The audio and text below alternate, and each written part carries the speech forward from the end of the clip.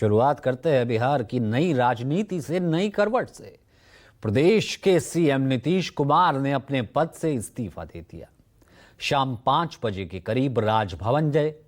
नीतीश कुमार ने राज्यपाल आरिफ मोहम्मद खान से मिलकर उन्हें अपना रेजिग्नेशन सौंपा। साथ ही उन्होंने नई सरकार के गठन का दावा भी पेश कर दिया।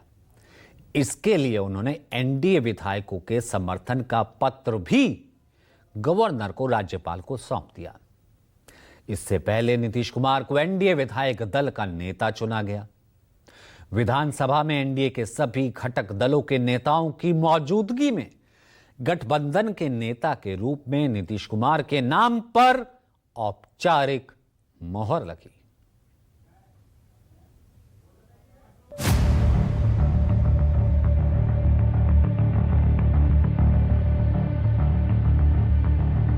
और इसी के साथ नीतीश कुमार एक बार फिर बिहार एनडीए के नेता चुन लिए गए, जिससे एक बार फिर यह तय हो गया कि नीतीश कुमार ही एनडीए का चेहरा हैं और फिर से प्रदेश के मुख्यमंत्री बनने जा रहे हैं। विधानसभा के अंदर हुए एनडीए विधायक दल की बैठक में सम्राट चौधरी ने नीतीश को एनडीए का नेता चुने जाने का प्रस्ताव रखा था। जेडीयू के विजेंद्र यादव और एलजेपी विधायक दल के नेता राजू तिवारी ने प्रस्ताव का समर्थन किया, जिसके बाद सर्वसम्मति से नीतीश कुमार को एनडीए के नेता के रूप में चुन लिया गया। बार फिर से आज एनडीए विधायक दल की बैठक में मुख्यमंत्री नीतीश कुमार जी को एनडीए विधायक दल का नेता चुना गया है। एनडीए विधानमंडल की बैठक थी, जिसमें सर्वसम्मति से माननीय नीतीश कुमार जी को पुनः नेता चुना गया है। माननीय मुख्यमंत्री नीतीश कुमार जी को एनडीए घटक दल के तमाम 5 दल के नेता ने एनडीए नेता के रूप में उनको चुनाव किया है। इससे पहले जेडीयू दफ्तर में पार्टी के नवनिर्वाचित विधायकों की मौजूदगी में नीतीश कुमार को जनता दल यूनाइटेड का नेता चुना गया था। जेडीयू के विधायक दलों की मीटिंग के बाद भारतीय जनता पार्टी के विधायक दलों की भी बैठक हुई।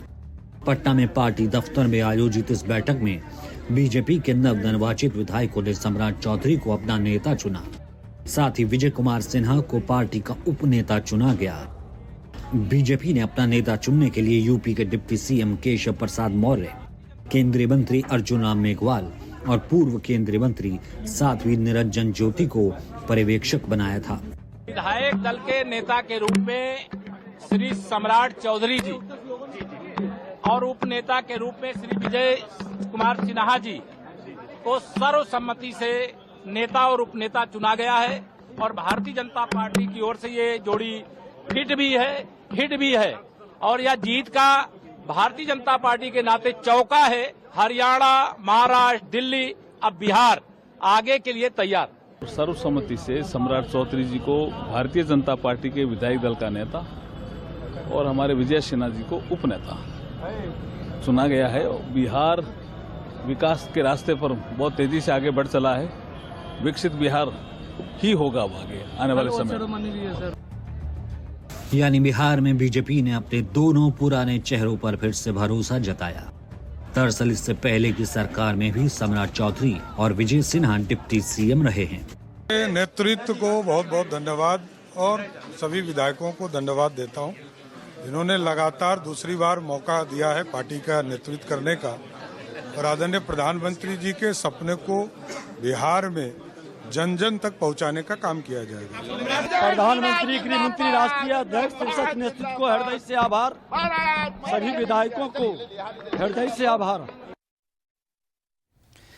यानी बिहार में प्रचंड बहुमत से जीत कर आए एनडीए की सरकार तो नहीं होगी, मगर सरकार के चेहरे वही पुराने होंगे। मतलब ये कि नई सरकार में टॉप 3 बरकरार रहेंगे। सीएम भी वही होंगे, दोनों डिप्टी सीएम भी वही होंगे। नीतीश कुमार को एनडीए के विधायक दल का नेता चुने जाने का मतलब ये कि नीतीश कुमार ही बिहार के फिर से मुख्यमंत्री होंगे।